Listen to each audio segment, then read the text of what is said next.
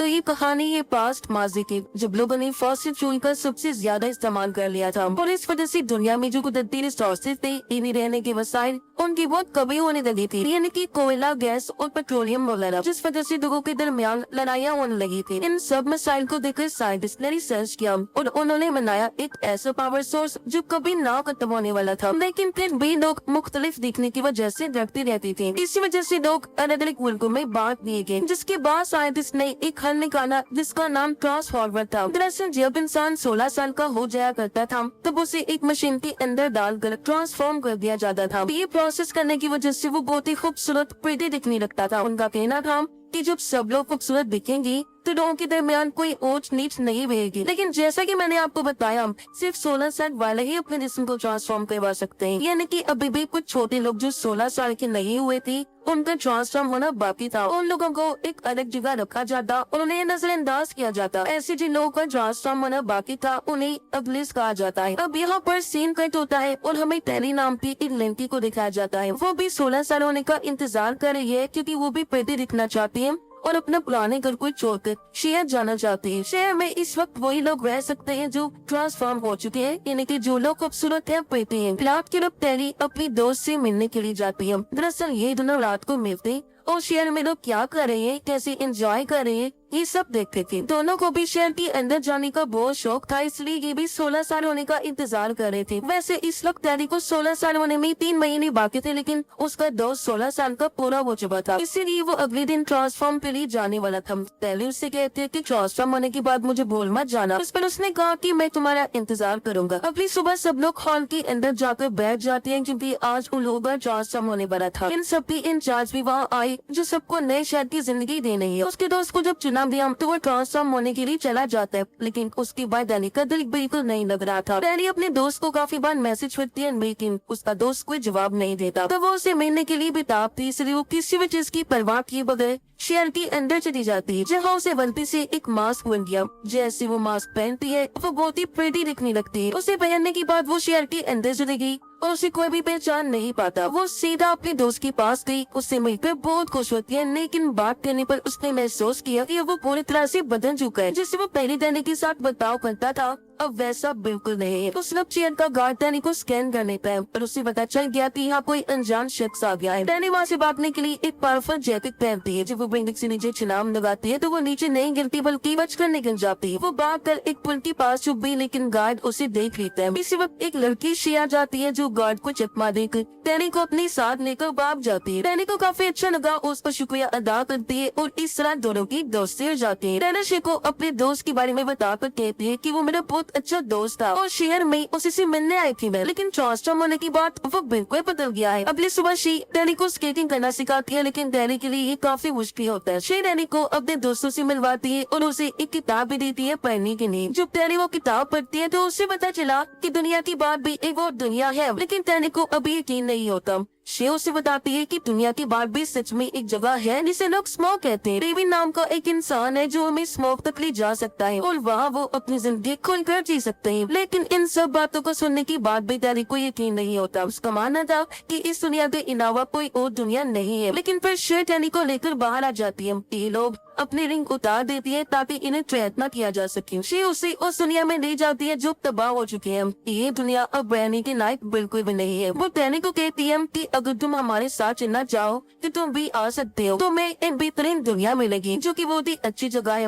वहाँ पर कोई भेदभाव नहीं होता, कोई भी इंसान चाहे कैसा भी हो वह आराम से रह सकता है। मैं डेविड के साथ स्मोक में रहने जा रही और मुझे उनका हिस्सा बनकर बहुत खुशी महसूस होगी। अगर तुम्हारा कभी दिल करे हमारे पास आने का तो तुम इस एड्रेस पर आ सकती हो, मैं तुम्हें स्मोक में ही मिलूंगी।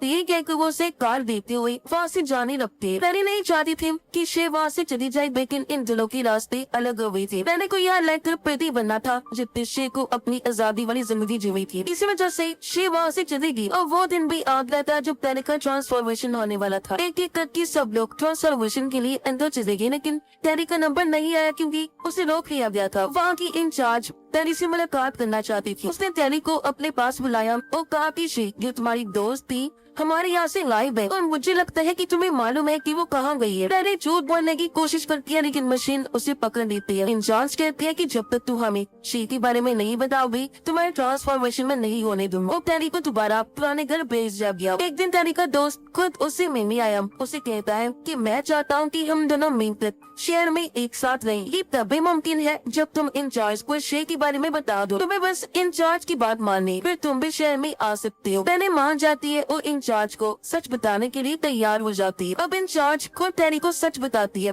कि बाहर एक आदमी डेविड है जो शे को किडनैप करती उसका दिमाग कंट्रोल कर रहा है। डेविड खतरनाक है और हमारी दुनिया को तबाह करने के लिए हथियार बना चुका है। मैं चाहती हूँ कि तुम हमारी टीम में शामिल हो जाओ ताकि डेविड तक पहुँच सको और अपनी दुनिया को बचा दो। जाने से पहले वो टैनी को एक लॉकेट देती है, ये कहते हुए कि ये लॉकेट तुम्हारी मदद करेगा। टैनी शे के दिए हुए एड्रेस पर चली जाती है। उसे जंगल के बीचों बीच एक ट्रेन की पटरी नजर आई। पटरी का पीछा करते हुए वो फूलों की खेत में पहुंच जाती है। वहाँ आराम करते हुए टैनी की आँख लग गई, लेकिन जब वो जागती है उसने देखा कि खेत में आग लगी हुई है। उसी वक्त डेविड उसके सामने आता है जिसके बारे में वो पहले ही जानती है। वो पहले का सामान चेक करता है जिसमें उसे एक ट्रैकर मिला। इसे डेविड दूर फेंक देता है। ट्रैकर की वजह से इंचार्ज को मालूम हो जाता है कि टैनी अभी कहाँ है और वो अपने आदमियों को वहाँ भेज देती है। डेविड टैनी को अपने दोस्तों के पास ले गया जहाँ उसकी मुलाकात शे से होती है। टैनी शे को देखकर बहुत खुश होती है क्योंकि वो उसे बचाने के लिए यहाँ पर आई थी। टैनी इंचार्ज के कहने पर आई थी लेकिन अभी तक शे को उसने ये बात नहीं बताई होती। शे पूछती है कि लॉकेट किसने दिया।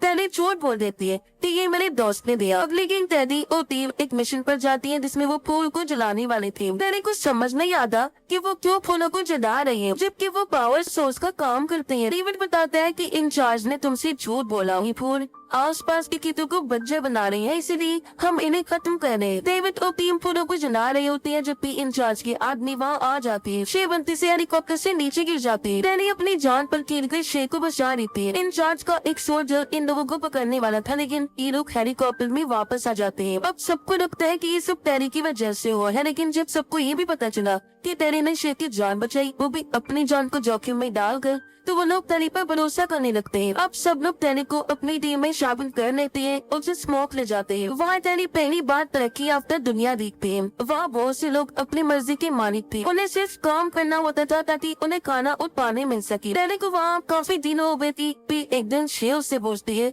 कि क्या तुम यहाँ रहना चाहती हो या फिर वापस जाना चाहती हो। टैनी चुप रहती है, मतलब वो अभी भी यहाँ से जाना चाहती थी या फिर कंफ्यूज थी क्योंकि उसे अभी तक नहीं पता था कि कौन सच्चा है और कौन झूठा। दरअसल इंचार्ज ने बताया था कि डेविड बहुत ही खतरनाक इंसान है और उसके पास हथियार है, लेकिन अब यहाँ पर आने के बाद टैनी को पता चला कि जैसा इंचार्ज ने कहा था ऐसा तो कुछ है ही नहीं। डेविड टैनी को यकीन दिलाना चाहता था, इसलिए वो टैनी को लेकर अपने माँ बाप के पास आया जो इस शहर के बारे में बहुत अच्छे से जानते थे। डेविड के डैड इंचार्ज और शहर के बारे में जो बातें टैनी को बताती है वो सुनकर टैनी हैरान हो जाती है। डेविड के डैड कहते हैं कि तुम्हें नहीं बताया गया होगा लेकिन ट्रांसफॉर्मेशन के बीच बहुत से लोगों की मौत हुई है। बाय चांस जो लोग ट्रांसफॉर्मेशन में कामयाब हो भी गई थी उनका दिमाग पूरी तरह से साफ कर दिया जाता था और उनकी फीलिंग्स जज्बात भी खत्म हो जाती। एक तरह से उनकी खुशी सिर्फ दिखावा हुआ करती थी। मुझे पता चल गया था कि इंचार्ज गलत कर रही है, इसलिए हम उस जगह को छोड़कर यहाँ भाग गए और मैं अपने लैब में उस सीरम पर काम कर रहा हूँ जिससे लोगों को फिर से ट्रीट किया जा सके।